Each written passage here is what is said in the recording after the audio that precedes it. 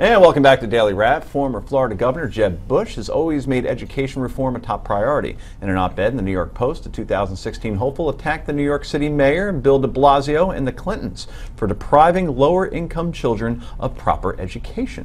Referencing a study by the Center for Research on Education Outcomes, Bush says the charter school students are 2 years ahead of their public school peers in math and 4 months ahead in reading, adding that Mayor de Blasio and the Clintons have been fighting these programs every chance they get. And we quote, "The mayor appears to be doing everything in his power to deprive low-income kids of the education they need to succeed. The Clintons have largely stood by as Mayor de Blasio has attempted to undermine the benefits that the Success Academies and other school choice programs have provided to low-income children." That's from Jeb Bush. That's the New York Post. What do you make of Mr. Bush's op-ed today, Rick Unger? You know, it was interesting because I do give Jeb Bush a fair amount of credit for his involvement in education. He's done a lot of work in it. He's earned the right, to be sure, to say what he thinks, even if I don't agree with it all the time. What troubled me, I understood him taking some shots at Bill de Blasio. Quasi-agreed with him, actually. But to lump the Clintons in, like they have some responsibility for what de Blasio does, was so overtly and obviously and frankly foolishly political that I really thought it mooted what could have otherwise been a fairly intelligent article. De Blasio hasn't even endorsed Hillary Clinton, so it is interesting that he did that whole conflation there, Heather. I think that we'd all be interested to hear what Hillary has to say about education. It's one of the things that she hasn't really addressed in any detail. She's doing a press conference tonight, right? Or tomorrow? No.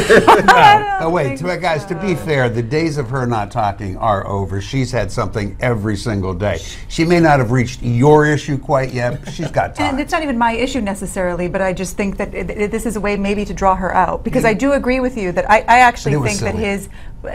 listen, I don't think to undermine all of the things that he has done in education. I think Jeb Bush has hit some really high notes since he came out. I think this issue with the Confederate flag has served him well because he did the right thing in Florida. Right, I he was think ahead of it. Right, way ahead of it. Yeah. And then you add this to it, and I think it's a well-written op-ed, and I think what he's done for education in Florida is something to be commended. So I think that the fact that he picks out Hillary Clinton in there is something that can be overlooked for the overall value of the article. I want to hear what you have to say, and then I have a question for you. Look, the one thing he was fair to the Clintons on is Bill has a history of defending de Blasio. But he shouldn't have muddied the waters. If he wanted to go after Bill, he should have said, "I'm going after Bill." I think that school choice and the standards that Jeb has stood for are important, they're valuable, and they're useful. To be fair, though, and I think de Blasio is completely wrong, and I think that he doesn't want to accept the fact that if all the kids, certainly in New York, who would be sent to public school, who currently go to charter schools and private schools, the system would be swamped. So his vision of public education demands a partnership with private education, with parochial education, and with charter schools. That said, the charter schools can also throw out kids they don't want. So we better have a robust public education system in this country that's committed to every student where they are as they are. Interesting.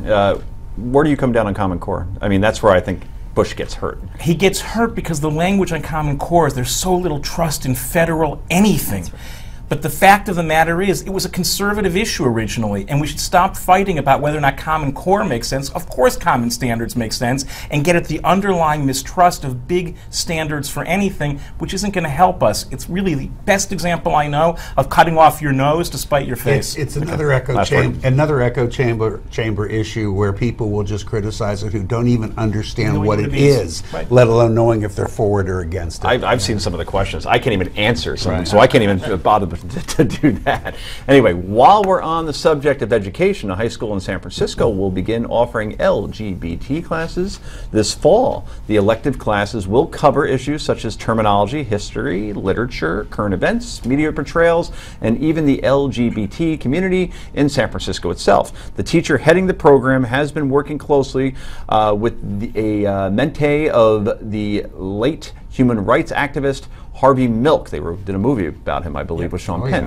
What do you think? Is this the next stage of education where we're actually doing LGBT classes? I think to say it's the next stage of anything would be a dramatic overstatement. It's just another class they're offering. I think to overly dramatize it is silly. It's an elective. You don't have to take it. It's there if you want to take it.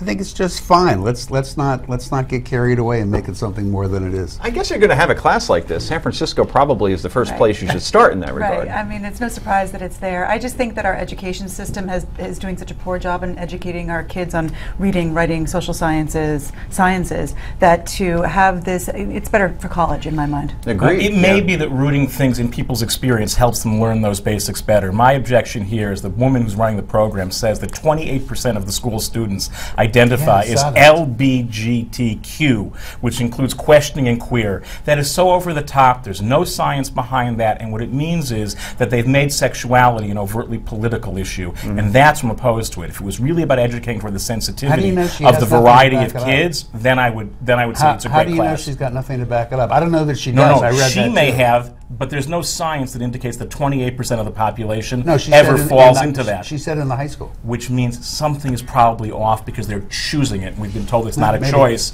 it's who you are. Maybe. Okay, well, we'll have to leave it there. Coming up next, it's potluck time. This is the Daily Wrap. Do not go anywhere.